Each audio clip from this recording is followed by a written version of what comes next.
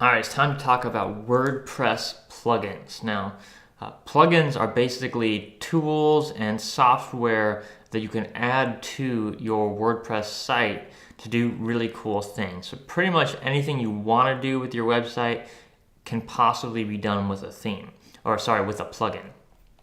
So to access your plugins, just go to your dashboard, and over on the left-hand side, you'll see the plugins form right here. So click plugins.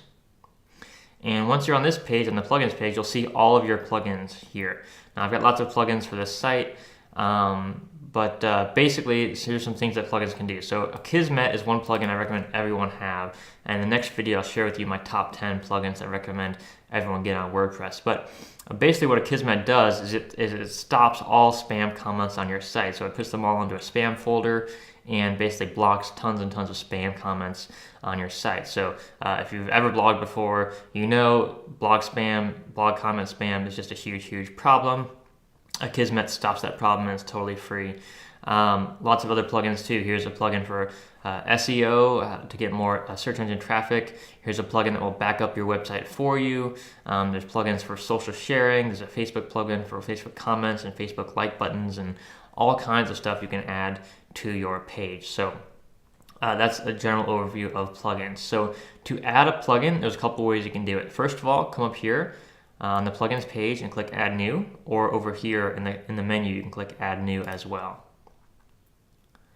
All right, once you're on this page, there's a couple things you can do. So first of all, you can just search for plugins. So inside the WordPress dashboard itself, there's all kinds of plugins. And so you can search for something if you're looking for something to add to your website. So for instance, if you wanted a Twitter button, you could just Google Twitter button, or not Google it, but type it into here, and you would find all these different plugins that can help you with Twitter. So when you're looking for plugins, if it hasn't been recommended by someone like me or a professional or someone who's been blogging for a while, you might want to do a little bit of research first. So first of all, I would want to look at how many downloads does the plugin have and how many stars does it have. So basically anything with less than 4 stars, I generally would not download unless it was really highly recommended by someone.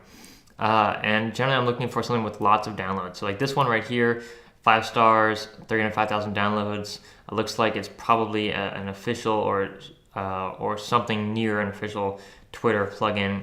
So that looks very reliable, and I would be very comfortable downloading this plugin and installing that on my site. Whereas something, let's see if I got something less reliable. Something like this is a simple Twitter follow me button, has 2,000 downloads and only 2 reviews, and it was last updated 11 months ago. So it sounds like it's out of date. If it hasn't been updated recently, it's probably out of date. It also looks like it doesn't have very much traffic or downloads to it. So I really wouldn't download this plugin. It looks like there's so many other plugins with more downloads, more reviews, and they're more recently updated. That would be much better for your site. So there can be issues with plugins. So the more plugins you have on your site, and if you have bad plugins, they can kind of mess up your site. And it's not something, it's not like life-threatening or anything like that. But you could have little bugs in your website, or things that kind of go wrong. So if there's ever a point with your website where things aren't working, you can't log in properly, you can't add posts or add tags or whatever. If you have some kind of bug like that going on in WordPress, chances are it's possibly a plugin that caused your problems. So you want to avoid getting too many plugins. I would say probably 20 plugins is probably about the max you would want for your site. And a lot of people even recommend even less than that. So choose your plugins carefully. Make sure you're using reliable, good, solid plugins. Okay. Now, once you've chosen a plugin here, you can, if you're finding a plugin through the dashboard, just click install now, and it will install that plugin for you. So I'll go ahead and install this one so you can see what it looks like. So once you've installed the plugin, you have this option here to activate or return the plugin installer. So every time, if you want a plugin, you want to try it out, you would always have to hit activate. It won't actually work until you hit activate. In this case, I'm just going to return to the plugin installer. And I'm actually going to go back to my plugins page, and I'm going to delete that plugin because I'm not going to use that one. But that's how you would install a plugin That's one way to do it. There's also a way to manually install plugins. So if you want to delete a plugin, you just come over here and click delete and hit yes, delete these files. You can't delete a plugin that's activated though. So if you have an activated plugin, you'd have to deactivate it first and then come back to this page and then you can delete it. So now to add a plugin manually, just go up here and click add new and just click upload plugin. And here again, just like with the theme, you would just go ahead and install the plugin and upload it in the .zip format.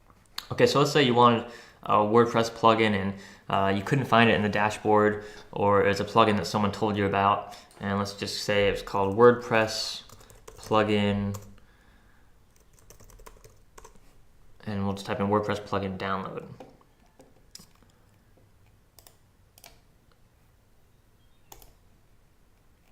And here on the WordPress.org site, there's also many more plugins.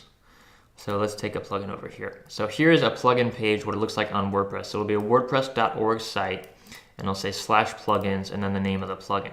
And then you would download the plugin right here. And again, that would download as a zip file, and then you would just upload that zip file right into here. So those are the two ways to install plugins, either downloading them from the website and then installing the zip file here, or just downloading them to the dashboard as I showed you before. Okay, so that's a basic overview of plugins. In the next video, I'm going to share with you my top 10 plugins. I'm going to share with you what they do and all the links so you can go ahead and get them, install them on your site.